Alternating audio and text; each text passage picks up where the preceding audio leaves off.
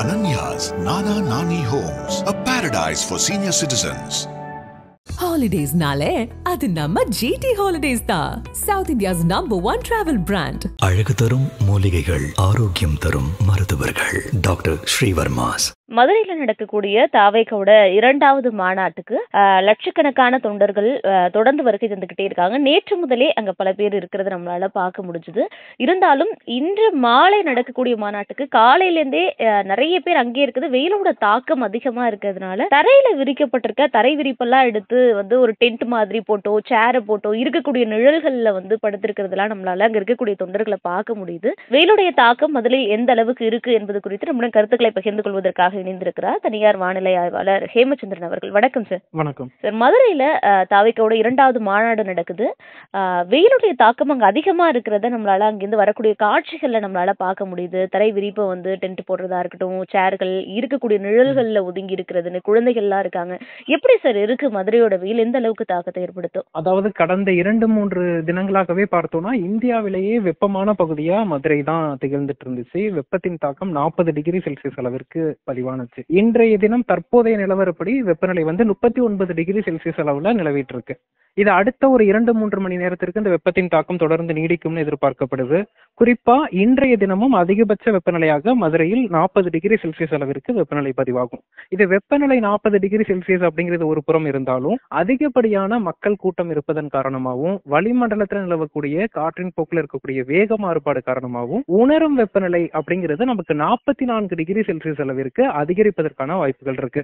அப்படி பார்க்கும்போது அடுத்த 2-3 மணி நேரங்களுக்கு, குறிப்பா சொல்லணும்னா ஒரு மாலை 4 மணி வரையிலான காலகட்டத்துல வெயிலின் தாக்கம், வெப்பத்தின் தாக்கம் அங்க அதிகமாக இருக்கும். அதிகபட்ச வெப்பநிலையாக 40 டிகிரி செல்சியஸும் உணரும் வெப்பநிலை 44 டிகிரி செல்சியஸ் அளவிற்கும் அதிகரித்து காணப்படும் அப்படின்னு பார்க்கப்படுது. அதனால அங்கு சென்றிருக்கக்கூடிய பொதுமக்கள், தொண்டர்கள் சற்று வெயிலில் இருந்து தங்களை தற்காத்துக் கொள்வது மிகவும் அவசியமா பார்க்கப்படுது. இது அங்க குடிநீருக்கு ஒரு தரப்புல பற்றாக்குறை இருக்கிறதா சொல்லப்படுது. இருந்தாலும் அதற்கு மாற்று ஏற்பாடுகளும் முன்னாடியே செஞ்சுட்டு இருக்காங்க அப்படிங்கிற தகவல்களையும் நம்மளால பார்க்க முடியுது. குழந்தைகள் இருக்காங்க, வயதானவர்கள் இருக்காங்க. என்னதான் வேண்டாம்னு அறிவுறுத்தினாலுமே விஜயை பார்க்கறதுக்காக ஆர்வத்துல பெண்கள், முதியவர்கள், குழந்தைகள் எல்லாம் வரதை நம்மளால பார்க்க முடியுது. குழந்தைகள் எல்லாம் அங்க இருக்கக்கூடிய தொண்டர்கள், கட்சி நிர்வாகிகள் வந்து அப்புறப்படுத்தி இருக்கக்கூடிய நிழற்பகுதிகளுக்கு அழைச்சிட்டு போறாங்க அப்படிங்கிற செய்திகளும் தொடர்ந்து வெளிவந்துகிட்டு இருக்கு. குறிப்பா குழந்தைகள், வயதானவர்கள், பெண்கள் எந்த மாதிரியான பிரிகாஷன்ஸா இருக்கணும், எப்படி இருந்துக்கணும் சார் வெயில்ல? அதாவது முடிந்த வரைக்கும் குடைகள் எடுத்து செல்வது நல்லது. அதிலும் குறிப்பா கருப்பு நிற குடைகள் அல்லாமல் பிற வண்ண குடைகள் எடுத்து செல்வது நல்லது. அதே போல போதுமான நீரை அருந்துவது அவசியமா பார்க்கப்படுது. ஸோ அங்க இருக்கக்கூடியவர்கள், செல்லக்கூடியவர்கள் தண்ணீரை வந்து சற்று கையில் வைத்துக் கொள்வதும் குடைகளை வைத்துக் கொள்வதும் மிகவும் அவசியமா பார்க்கப்படுது. வண்ண நிறை குடைகளை வைத்திருக்கும் போது தற்போது இருக்கக்கூடிய வெயிலிலும் தற்காத்துக் கொள்ளலாம். இரவு 7 மணி அளவுல இடியுடன் கூடிய மழைக்கான வாய்ப்புகளும் இருக்கு. அப்படி ஒரு சமயம் மழை வந்தால் கூட தற்காத்துக் கொள்வதற்கு குடைகள் பயன்படும். ஓகே. மதுரையில இப்போ இன்று மழைக்கான வாய்ப்புகள் இருக்கா சார், சாத்தியக்கூறுகள்? ஆமா, கண்டிப்பா. அந்த வளிமண்டலத்துல இருக்கக்கூடிய அந்த காற்றின் போக்குல வேக மாறுபாடு மற்றும் பகல் நேரத்துல இருக்கக்கூடிய அதீதமான வெப்பம், அதுவும் கடந்த 2-3 தினங்களாகவே தொடர்ந்து வெப்பமான சூழல் தான் பதிவாகிட்டு இருக்கு மதுரையில. அதன் காரணமா இன்று மாலை குறிப்பா பார்த்தோம்னா ஒரு 7 மணி 8 மணிக்கு இடைப்பட்ட நேரத்துல இடியுடன் கூடிய மழைக்கான வாய்ப்புகளும் இருக்கு.